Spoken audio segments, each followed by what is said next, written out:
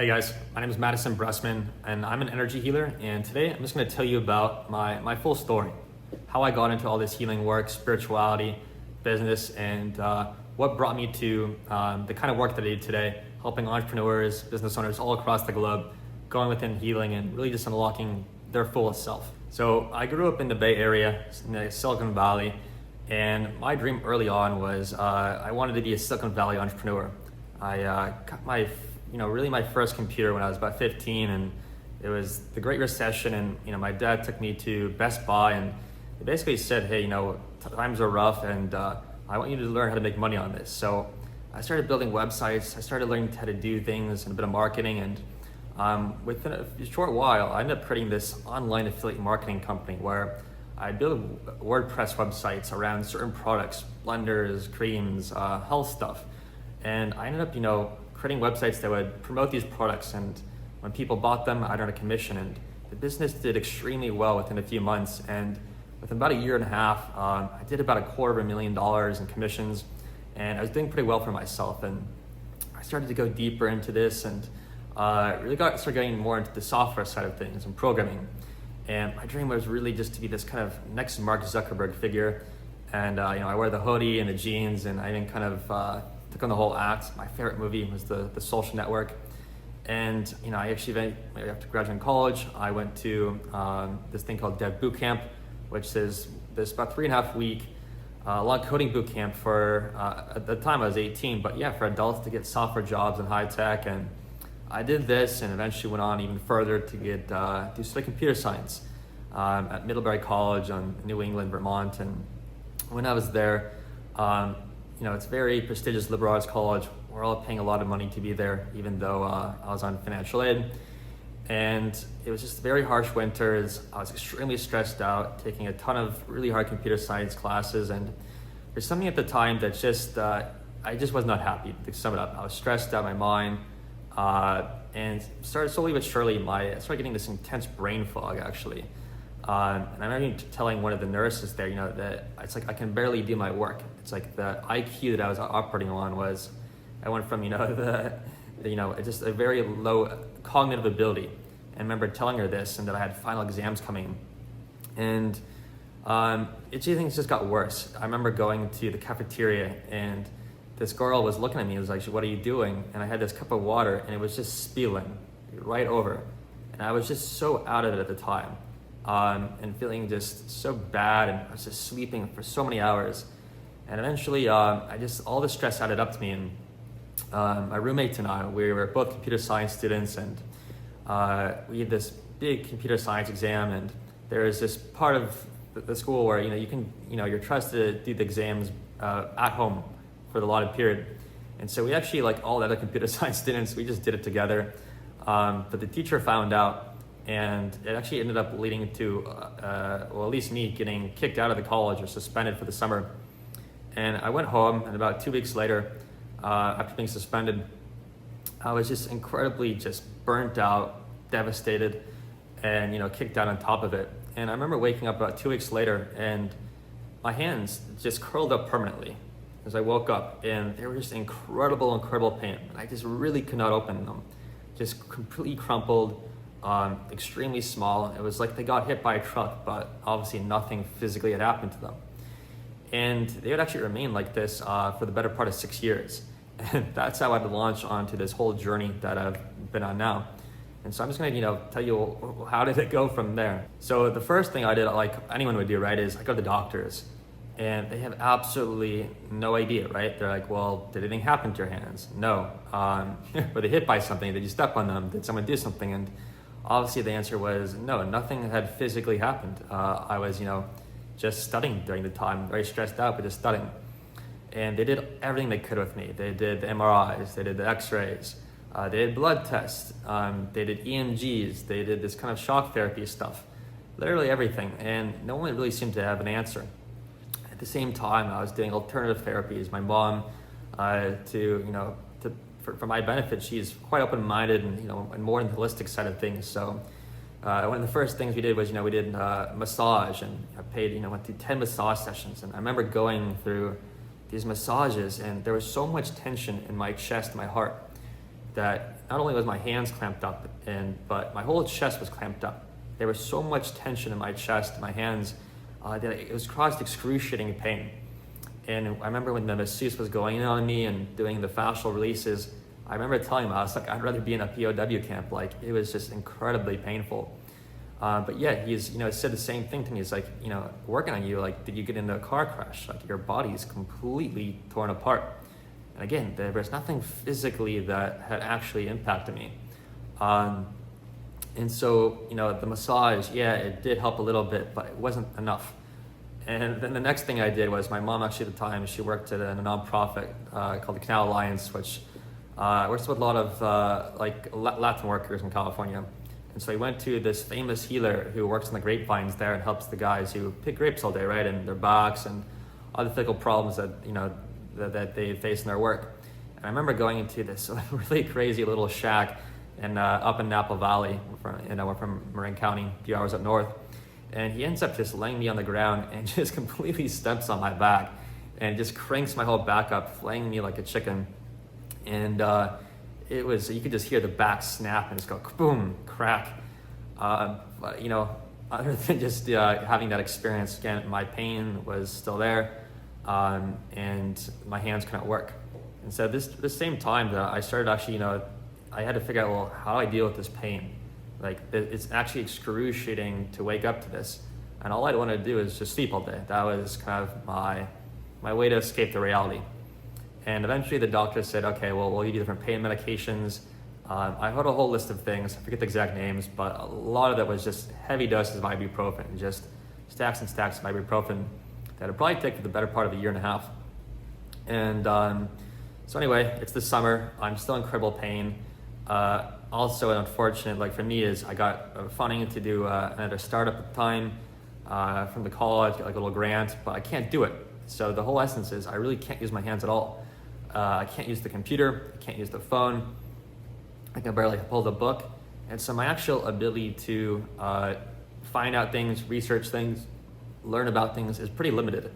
And I'm just in incredible pain. So it's almost like I don't even want to, there's not a lot of motivation to do anything. It's just when you're in pain, and if you're watching this and you're in pain, you'll know that all your consciousness is just focused on the pain. It can't deal with anything else. Pain is pain. It's all consuming, it's tiring, it's draining. So I started to, at this point, probably saw about half of the medical doctors in all of Kaiser Permanente, which is the California medical system. And I started to just, essentially burn out of doctors to see. And they diagnosed me with a few things, but the reality was there was nothing hard that they could say, hey, these symptoms equate to these things. So what they said was, what was it called? They gave me different syndromes. So like, I think it was called mitosis syndrome. But basically what it meant is that there's a tension here. And that people who feel that there's, within the collarbone area, there's just all this tension. But at the same time, that syndrome it's usually a term by the medical system to basically say, we don't know. So we're gonna give you this terminology to kind of diagnose with you something and send you on your way. And so I really, at this time, I'm home in California and I'm trying everything. I meet a yoga teacher and we meet for a week and she's showing me all these, postures and things, and still it's cool, but doesn't solve the pain. And I work with a physiotherapist and same thing. I see an acupuncturist and, again, places all the needles on me, a little bit of a, interesting difference, but really doesn't solve my problems. I see someone who does crystals and all this stuff, and at that time I thought it was absolutely nuts, but my mom was like, no, come on, try it, gotta try something, and she was right. But again, no real significant benefits. And so at this time I'm getting pretty burnt out and pretty done with options. And I start to see my very last doctor who I have some confidence in. At this time, about 20 years old, and I'm spending my entire summer just going in and out of the doctor all day long, trying to figure out what's wrong with me. I know this hospital like the back of my hand, like all the different departments, and I finally arrived at the last doctor, and she's a very smart woman, very kind lady, and Yale med degree, very smart, knows her stuff from Western medicine. And she basically says, the reality is we've been through all these tests with you, from the blood to all the different tests that they have in the system. And she says, yeah, there's nothing more we can do for you. We've tried everything. Maybe it's time you take a different path. And that summer, and I'll back up to the summer before, but I actually ended up just studying in Jerusalem. And I'll tell you about it in a sec. But the summer before that, even though I was kicked out of university, I ended up going to study abroad. I got accepted to a study abroad school, which gave me time before I went back, re-accepted the Middlebury, where I'd been kicked out. And so I went to St. Andrews, which is in Scotland, right on the coast there. And it's quite famous for golf, if you heard of it, or where the Royals lived. So, I actually ended up living in the old room of Kate Middleton, this beautiful kind of castle place. And even though, I was in this incredible castle, Prince William, the future King of England, was down the hall at one point. This was 10 years earlier, obviously. They were there before me. These beautiful dining halls, but nonetheless, even this being this incredible place, incredible, beautiful abundance and wealth, I was just still absolutely miserable inside and just trying to make the best of it, really. Still in incredible pain. And so I go to classes, and the whole thing was kind of a joke, really, because I couldn't write, I couldn't use the computer, I could barely sit in the chair, listening to the very hard Scottish accent teaching and not understanding anything, but also just being in so much pain. And I remember just being, next to the students, and they look at me and they're like, all taking notes very seriously, and they're just wondering, well, what are you doing just sitting there? Like, you're not like school, are you lazy?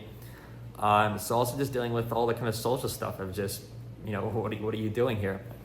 And so it was pretty quick that I learned, I'm not going to be able to study computer science anymore. There's no way that my hands can even use the computer. And I'm going to probably have to pick a subject that's, a little, somehow possible for me to complete this whole thing. And so at this time, this is how I started studying anthropology and sociology, which is just really the studies of people and humans and cultures, which was completely the opposite end of computer science and economics, these very kind of analytical, practical degrees that I've been studying back in the US. And so there's something in me that just actually loved it, that just really just started to, almost was just tired of computers and wanted to get away from that and just start being more interested in people, dating, things that anyone would do in their early 20s, just the social life. And St. Andrews was probably one of the best times of my life. But at the same time, about 3.5 months in, I can't do the work. I'm using voice software at the time from Dragon, which, there's all the AI stuff now, but at the time it was atrocious. And so what I have to do for essays is that I use this voice software, and it'd probably be about 20% correct. And that's being, optimistic. And what I have to do is I would actually have to take an apple, like a physical fruit, the apple.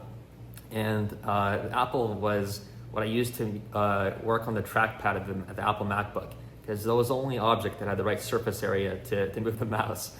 And so at the cafeteria, I used to sneak all the apples, and my roommate used to, tease me about like all the apples that I have on my desk to store for the winter of working.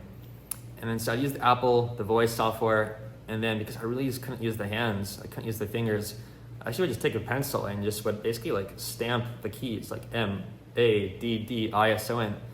If you can imagine, an essay that might take you 15 minutes would probably take me 3 hours. And by the end of that essay, I was in so much pain, real, incredible, terrible pain, that I would have to sleep for even a few more hours.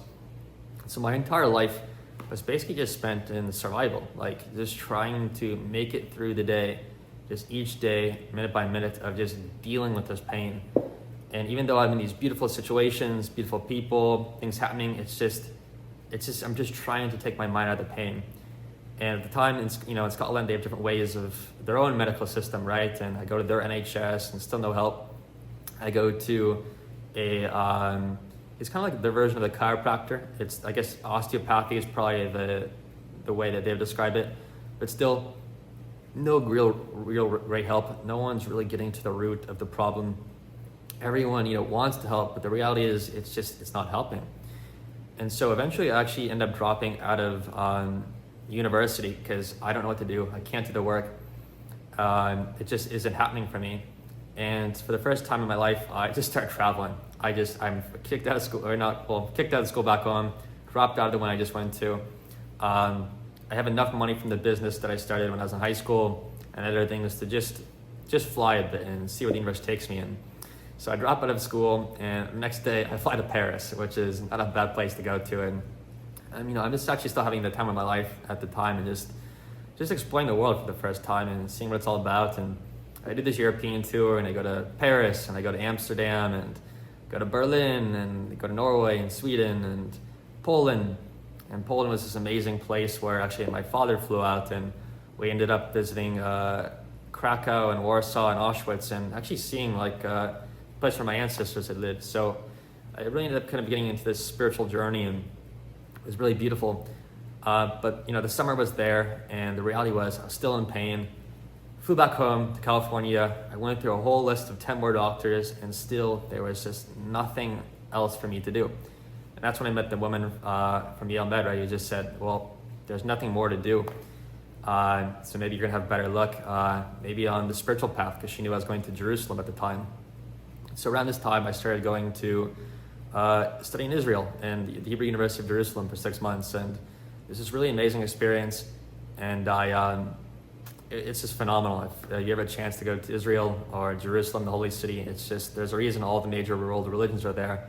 There's just something about it that's incredibly special and magical. And again, still the same thing, just struggling in school to get the work done, just doing my best to get along, to survive each day. And I remember there was one point where I had it. I was at my ends wits. I was in so much pain, so tired. Even when it came to, I remember trying to go on a date and just trying to hold the hand of this girl, and it's impossible. There's almost no way to be human, really. Even you don't have your health, you're so focused on your pain. The whole world becomes consuming within this pain. It's very hard to think about other people. You're suffering. And so just still absolute pain, and but just marching on.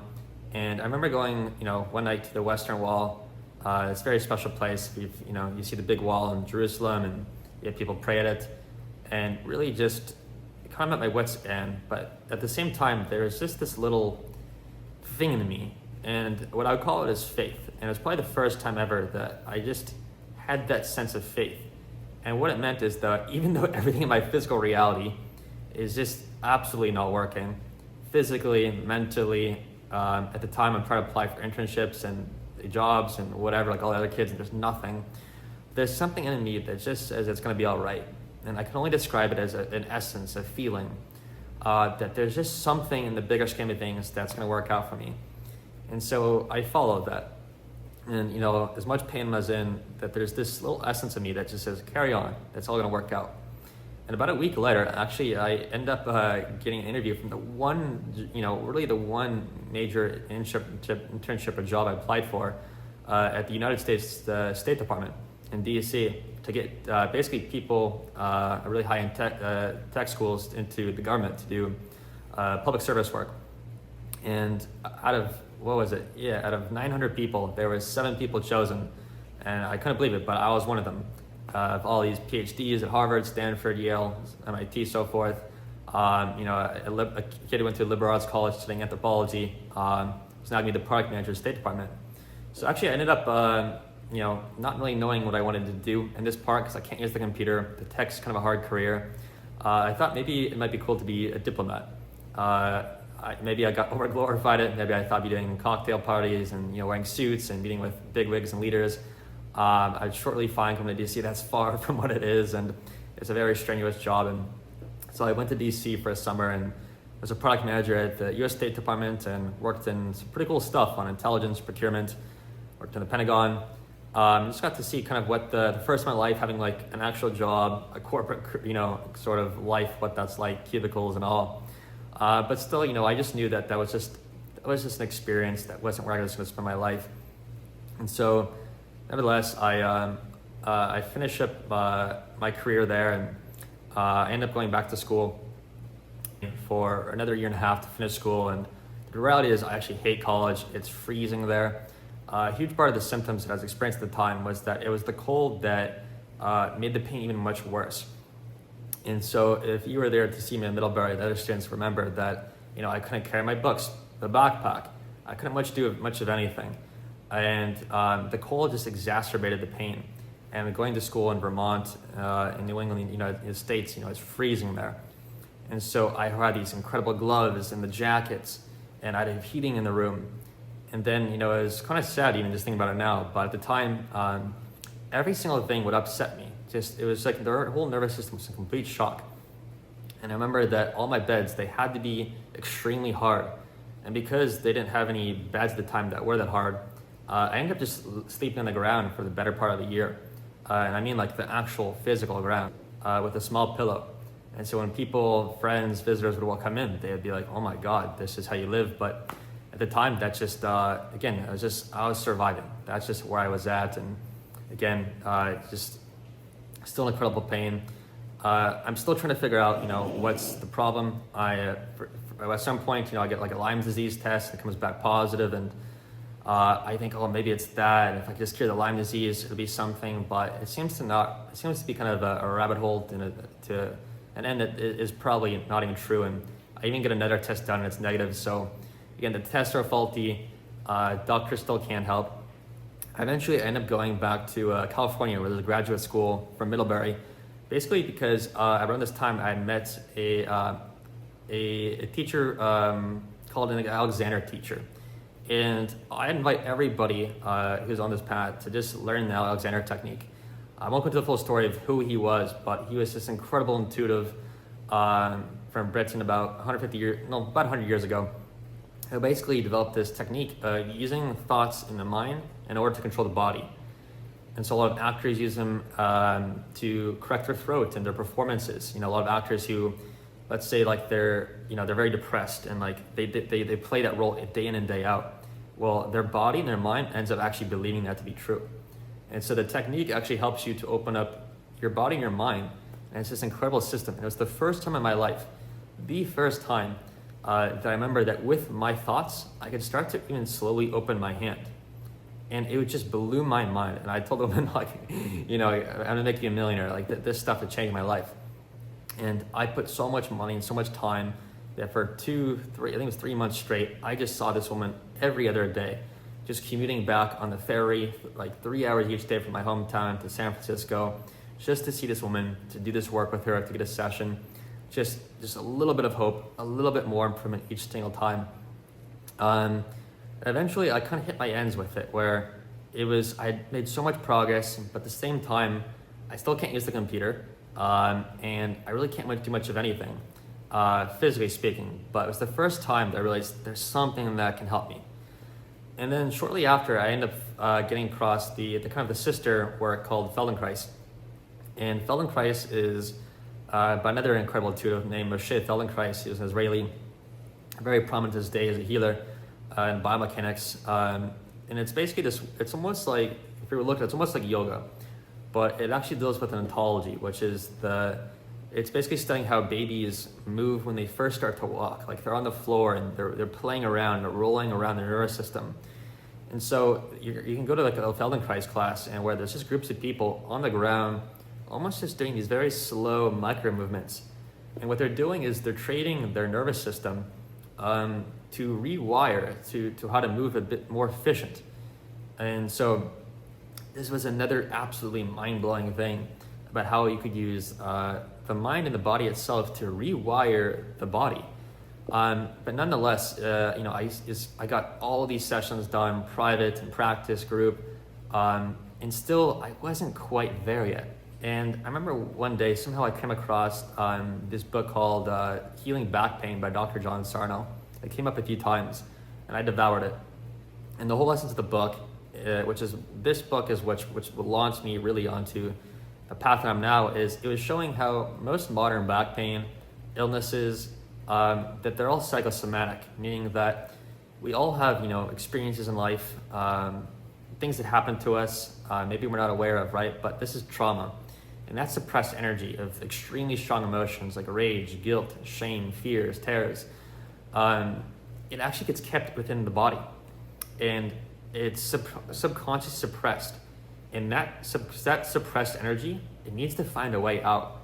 And if we're not aware of it, it's going to start knocking on our body and start creating all sorts of symptoms, back pains, headaches.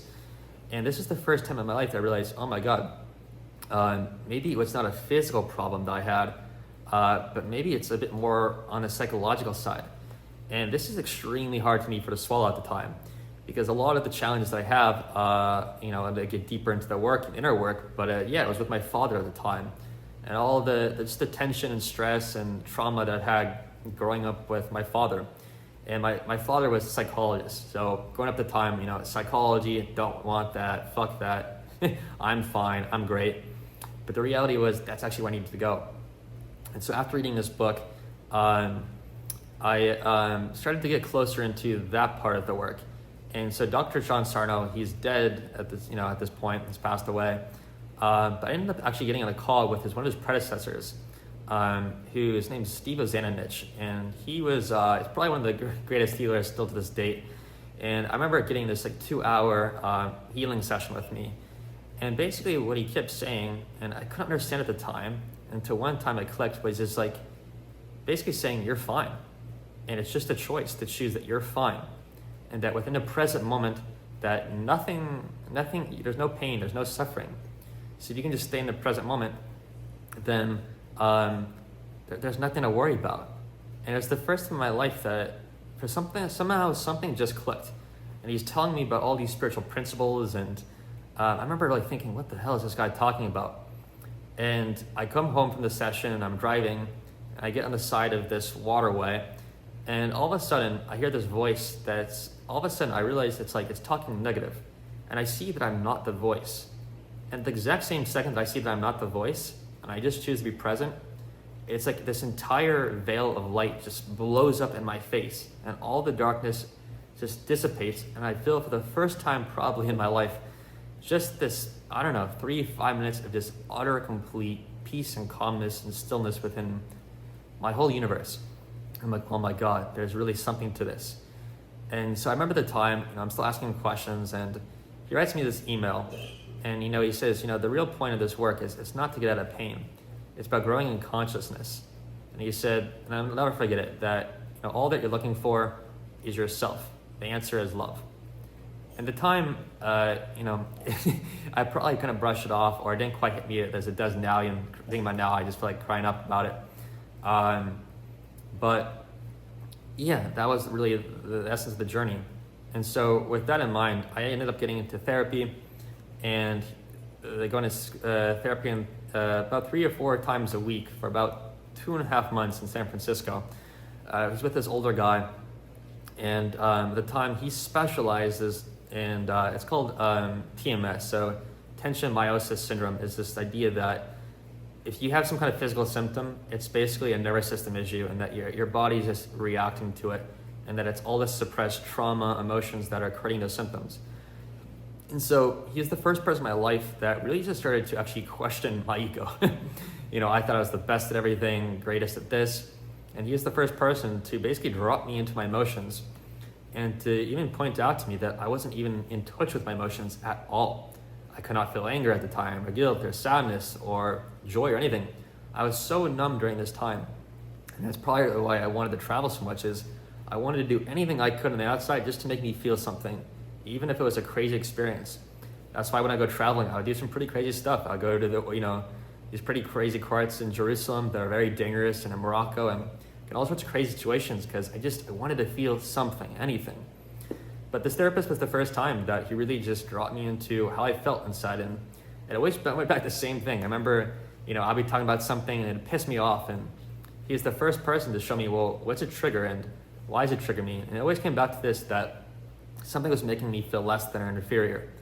And so people who are really struggling with these physical symptoms like this, they always have these similar personalities. And this is what the work at this time really taught me about, that you can always identify them really easily, because they're a perfectionist, they're a goodist, meaning that they're always trying to be good, a good boy, a good citizen.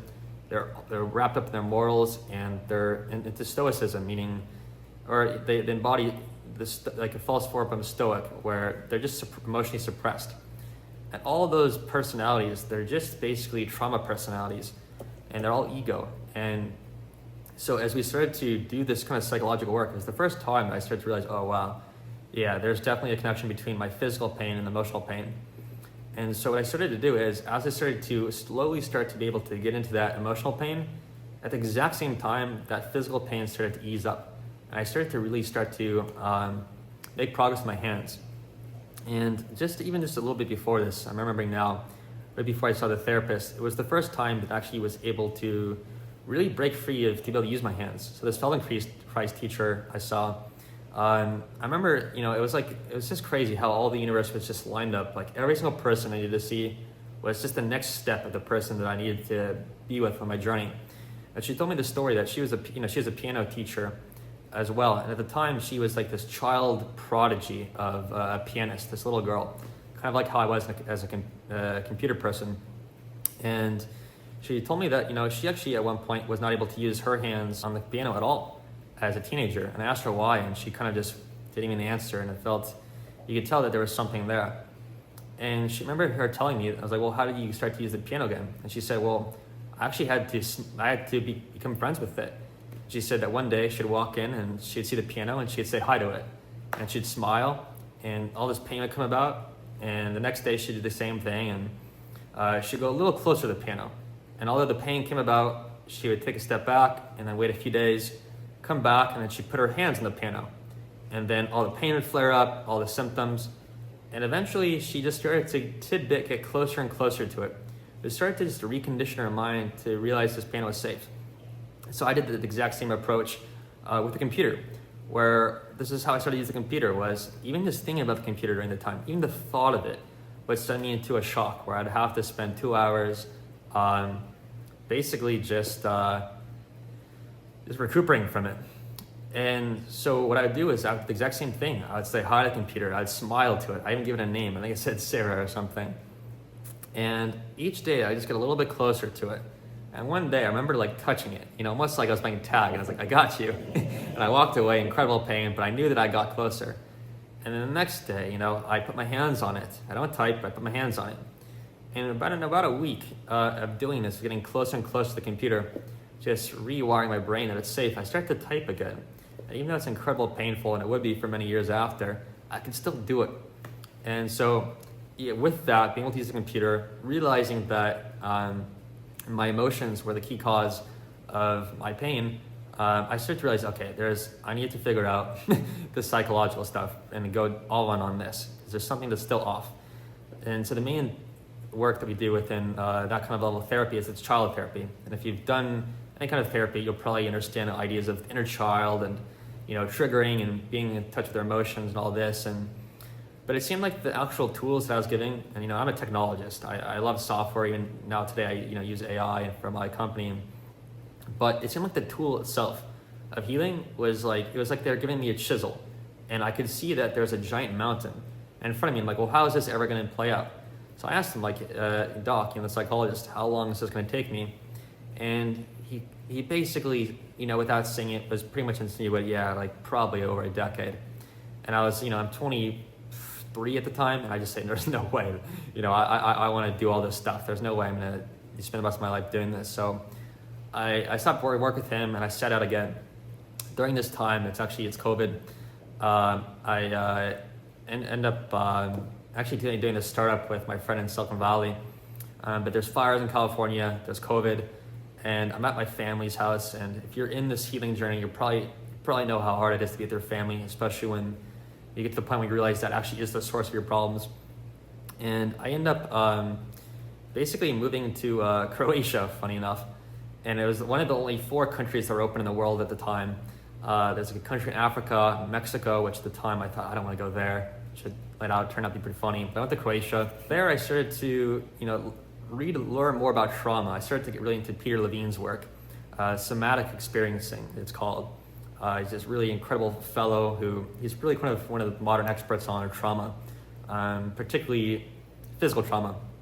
And so at the time, I started to get into it's called SE, somatic experiencing, and I ended up Googling to see, is there any teachers in Croatia? And to the better of my surprise, there actually was one, and she's from where I am in the Bay Area. She's actually from there, but she's Croatian, has a second home there. So I ended up seeing her, and we ended up doing sessions. And I remember it was the first time that a session we had, and I was laying on the floor, and she basically sat on my legs, but I didn't know at the time. And she said, Madison, do you know which leg I'm sitting on? And I said, I'll be honest, I don't.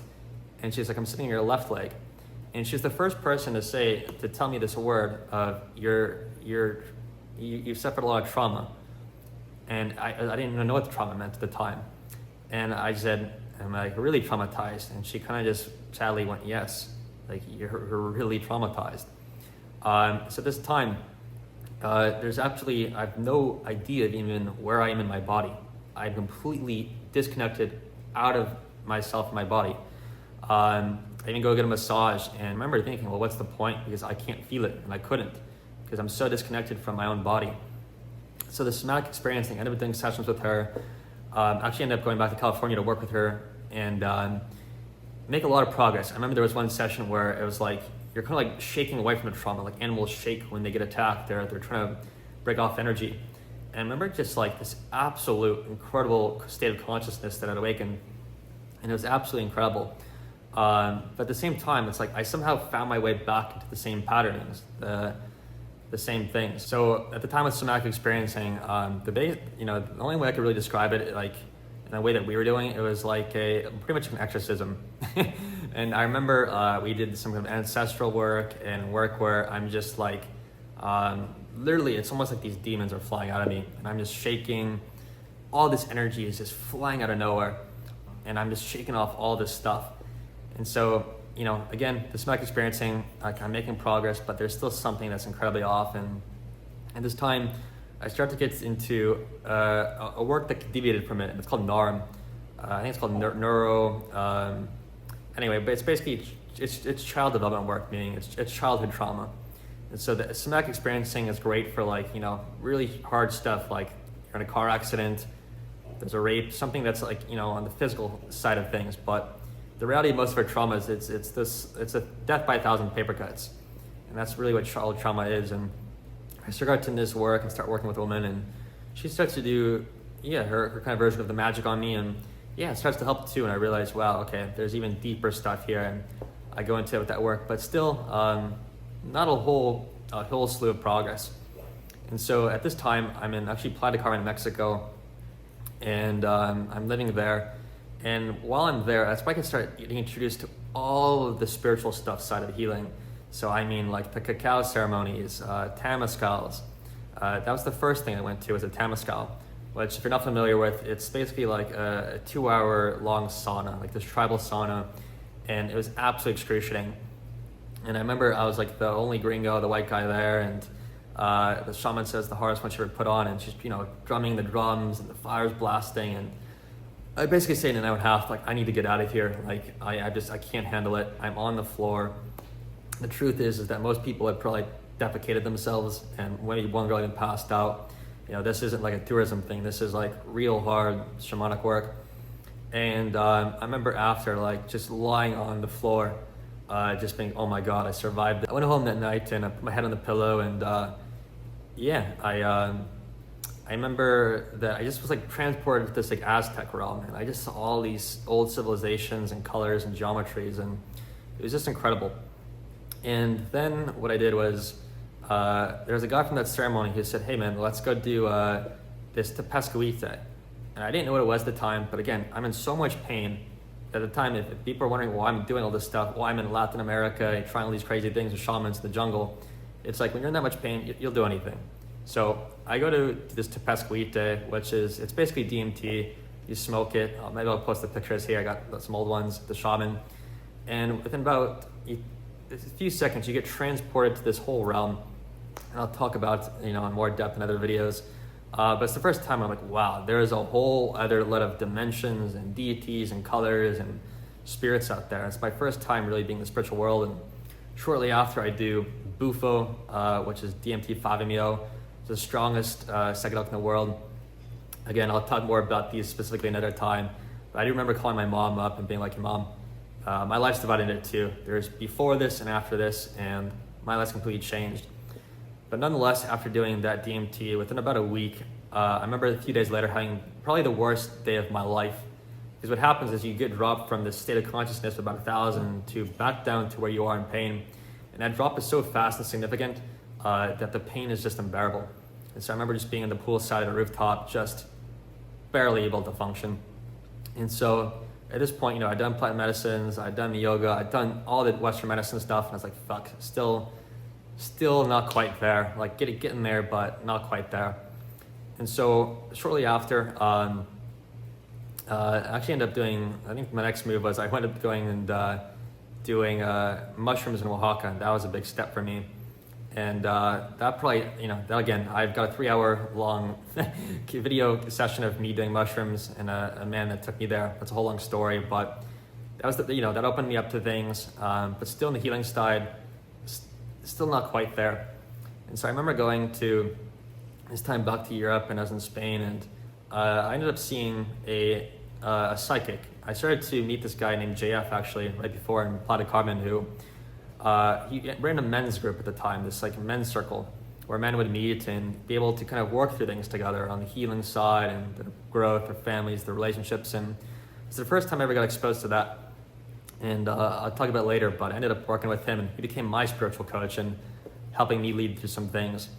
But anyway, I ended up through his connections actually meeting with the psychic with his in Spain. And I remember, I'm telling her about all this, and she basically says, I like your hat. It's like the first thing she says, even before I even say much of anything. I'm like, well, what do you mean you like my hat? And she kind of tries to explain it, and I kind of don't understand it, to be honest. And at this time, I'm so resistant against everything and everyone that I just will not let her in. And about a month later, I see another psychic, and they're both terrific people at this point that I know. But I see another psychic, and within a few quick moments of the conversation, she says the exact same thing. She says, "I like your hat." And at this point, I'm going, whoa, what's going on? And she goes like this to me, and she's like, "Yeah, I like your hat. Like, you look like Merlin, like a wizard." And she goes on to tell me this tale of how basically she sees me in a past life where I was a wizard, like a magician, doing healing work on people, on the table, and they'd come, they'd see me, and I'd do my magic on them. And during this time, this was in Scotland, which where I'd just been, right? In the mid-century, and I was quite famous in the village, and people got to know my magic. But one day, someone had learned about this and went and told the Romans. At the time, the church, the Romans were very against magic and these kind of things. And they basically came to my village and they killed everybody. And they burnt my master, they killed my wife, and in order to make an example out of me, they cut my hands off. And so when both psychics saw me, they said that you have black hands. And that's pretty much how it felt, to be honest. It was like there was no life in them. They were spiritually dead. And so having that story in my mind, very shortly after, things started to get really weird really quickly.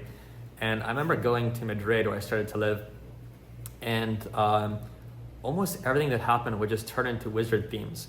And at the time, I started to have all of these crazy synchronicities. I was at this cafe, and there was this girl next to me, and I forget her name, Natalie, anyway.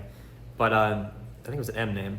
But she was just this blonde girl at the kind of my age at the coffee shop, and she asked, "Can you wash my computer and go to the bathroom?" I said, "Yes." And we started talking, and I said, "Oh yeah, I'm just from Tulum." And she says, "Oh, I was just there, like all last month." And we just have all these weird synchronicities. Like, we're the same age, we're both Jewish, we have similar names, we're both wearing blue. There are so many weird things. Like, we're both in Madrid for completely random reasons. We're not supposed to be there. And I remember posting a story on Instagram. It was just me under a tree. And 2 minutes later, this girl posted the exact same kind of story of her in the park next door under a tree. And we're like, okay, we gotta meet. Like, there's something going on. And this is what's gonna happen in your spiritual journey is the synchronicities are gonna start. And they're gonna be so in your face that you can't ignore them. You can't start to ignore the universal things that are happening. And so basically, we started to figure out, okay, well, what are we here to teach each other? And at the time, I'm kind of telling her about, what's going on in the world and my perspective of that, and why she should not take certain things. I won't say the word here. And she starts to teach me something similar, or in her own way. And she starts to teach me about darkness. And at the time, I thought, darkness? Like, why would I want to learn about that? And when she starts to tell me, and it starts to hit me, is that we're all light and dark. And so the darkness has a lot of power in it. And if we're completely neglecting the darkness, then we're neglecting ourselves. And so at the time, I couldn't see it, but I was in a very good boy kind of mind. And I was very much rejecting all the parts of me, the shadow, and we can get into that work, the Carl Jung kind of stuff. And so over the next few weeks, everything in my reality was about light and dark. And so I'd walk in, there was one day where I had a breathwork session booked in my apartment. And I walked in this apartment, and all of a sudden there's nothing in the entire apartment except it's all black and white. The whole thing is black and white themed. And there's one bookcase, and on the bookcase is a little wizard. And that's it. That's the only thing that's in the apartment. And I'm like, okay, I guess I'm supposed to be here. And the whole day is just, I walk into this restaurant and the whole thing is black and white. The tiles, the drinks, the everything is black and white. And so I did this breath work, which is supposed to be, it's like a rebirth breath work. Very powerful, it's supposed to be. And the reality is, like, I'm just screaming and all this stuff is happening. The girl that I'm running from is banging the door. But still, it's like, it's not really, as much as, I did bring some stuff up, it's not really getting to the root of things. It's not really helping me. It's almost like re-traumatizing me. So again, kind of another not so successful thing. During the time, I'm even doing a lot of rapé, which, if you're on the healing journey, it's like this kind of tobacco that people, indigenous cultures, sniff to kind of ground themselves. And people in the spiritual community probably overuse this. And at the time, I'm using it, and yeah, it kind of gets you grounded out of your head and your thoughts. But again, it's not the root solution. And so at this time, I've done everything. I've seen the Western doctors, I've done the breath work, the yoga, the acupuncture, the psychics, the osteopathy. I've probably at this point overspent over $30,000, or maybe my parents, you could say, a mix of us all, savings accounts, on this healing journey, and still not having a ton to show for it. Still not really working this time, still going off savings. So I'm really still trying to figure things out. And eventually, when I leave Europe, I go to Colombia, and I basically have this idea in my head that, well, maybe this ayahuasca that I've been talking about, I've been hearing about, is maybe that's the last shot. Maybe that's the thing I need. And I remember actually talking again with the psychic, and she explains to me, well, why do you want to do ayahuasca? And she really just shows me that, you're giving all this power to this thing when it's you who is able to heal yourself. And it's the first time I really start to make sense of that. But nonetheless, I go to Colombia for 2 months, and within about the second month, I make my way to the Amazon, which is about a 5-hour drive, different hostels all the way down, and into the actual jungle, into Macoa, which is a small town. It's like the most famous shamanic town, probably within Colombia, right in the Putumayo, that's the region in the Amazon. And there's no one there. There's a whole other story which I'll go into another time about my ayahuasca experiences, and to go more into the journeys themselves. But anyway, I ended up doing ayahuasca with the shaman. I'll show you the picture here.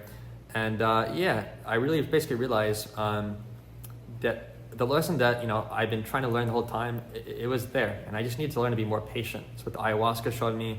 It's what I was being taught even before in the journey at a hostel, when this guy, he brings out this origami kit, and he says, Madison, do you know what the number one skill for origami is? And he says, patience. And again, it's like the universe is always bringing things for you to be teaching you. Every single person's there to teach you something. But nonetheless, I do ayahuasca. I probably have $300 in my bank account at the time. And at this time, I'm working with JF, who's my own spiritual coach, and he's helping me a lot. He's teaching me about chakras and using pendulums, which is a big part of my work now, learning to read energies. And he's probably the first person to really start helping me, make sense of all the spiritual stuff that's happening. And, seeing angel numbers, like the repetitive numbers that we all see, 11, 11, 333 different times, and really starting to just trust the universe, and really starting to see that there's all this magic going on. But nonetheless, even after doing all the ayahuasca, going back home to my mom, and basically I remember being like, fuck, I still, have no professional career, not making money. I'm still pretty screwed up, as far as all my everything's going on. And I remember she gives me, I think, 10 grand because I had no more money left to go back to Mexico and really just start this career as being a spiritual coach. And I do, and I just full-heartedly put all my awareness and energy and attention on this. So at this point in Playa del Carmen, it was really the turning point, because that's when I really started to get into the actual work that I could be doing myself, where I wasn't so dependent on everyone else to try to fix me, so to say. And that was the work of letting go.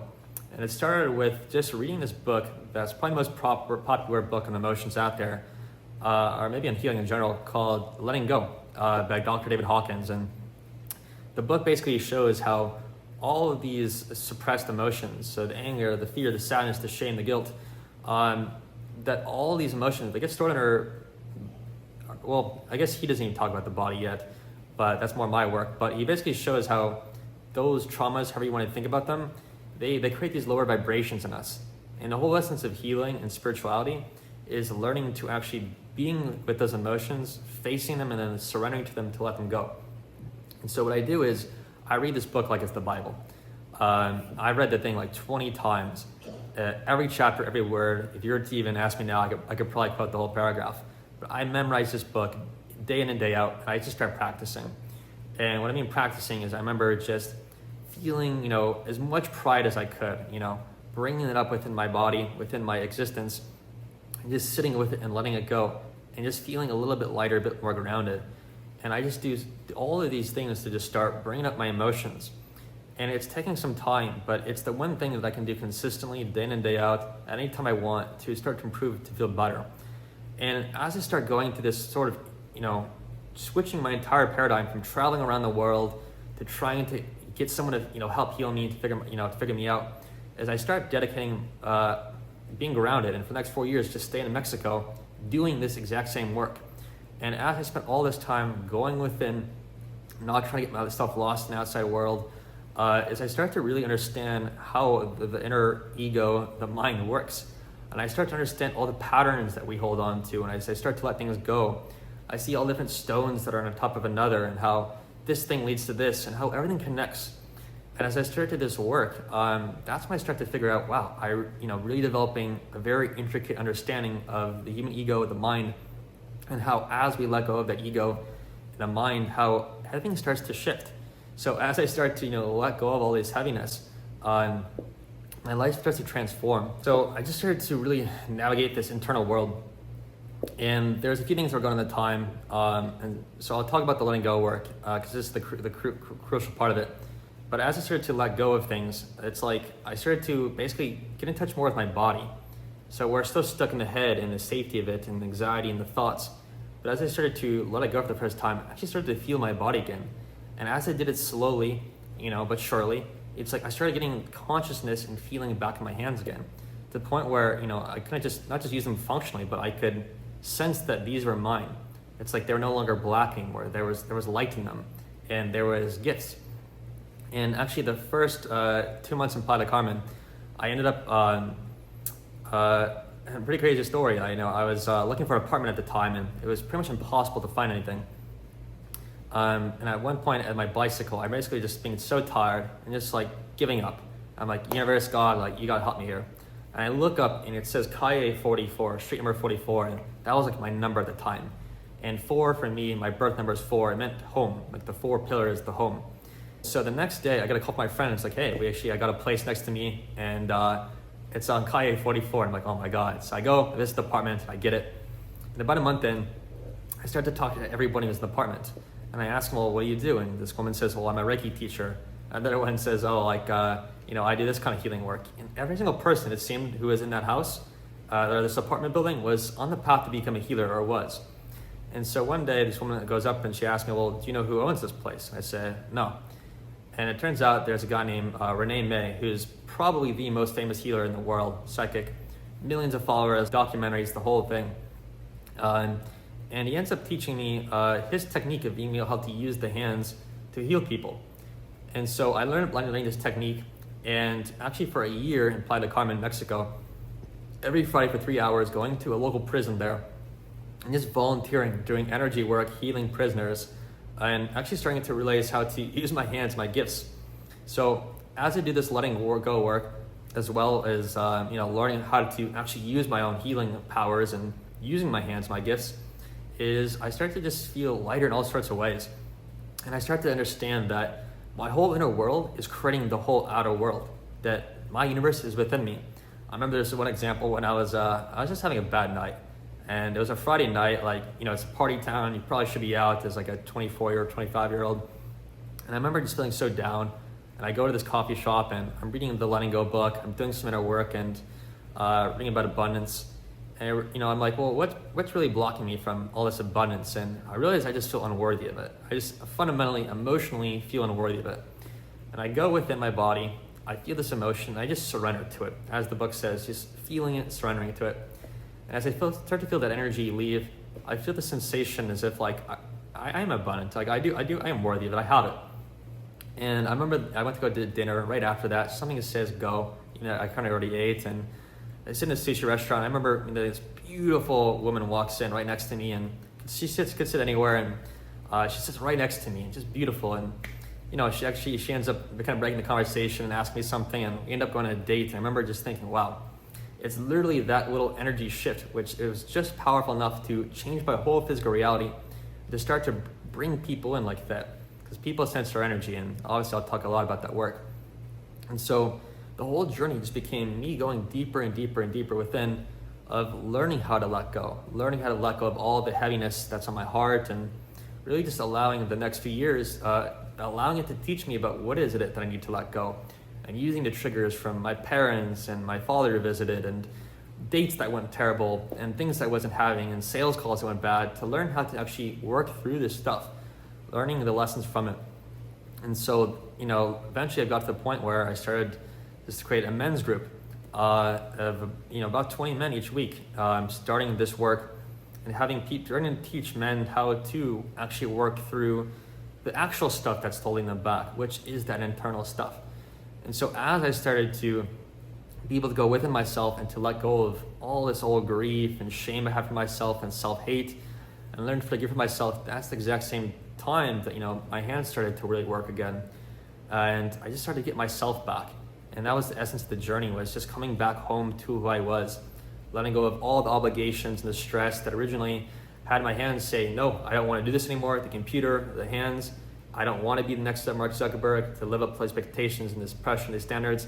I just want to be me. And because I couldn't listen to myself at the time, because the ego is so strong, the hands had to say no.